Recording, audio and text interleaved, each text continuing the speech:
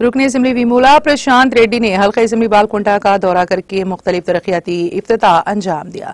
इस दौरान रुकन असम्बली ने बालकुंटा हल्के में बालकुंटा मंडल नागापुर गांव में 20 लाख की लागत से तामीरशुदा ग्राम पंचायत इमारत, वेलपुर मंडल की आकलूर गांव में 20 लाख की लागत से तामीरशुदा ग्राम पंचायत इमारत, एरोगुटला मंडल केना केंद्रनगर गांव में 20 लाख की लागत से 9 तामीरशुदा ग्राम पंचायत इमारत और तिड़पाड़ कुल गांव में 20 लाख से 9 तामीरशुदा हेल्थ सब सेंटर्स का इफ्तिताह किया।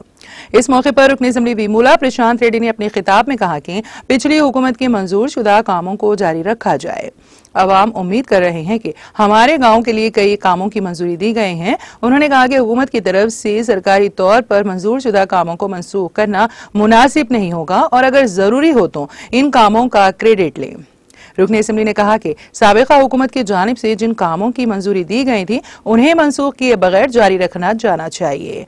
इस मौके पर मुकामी रहनुमाओं, पार्टी कारकुनों, अवामी मुंतखबा नुमाइंदों और गाँव के अवाम ने शिरकत की।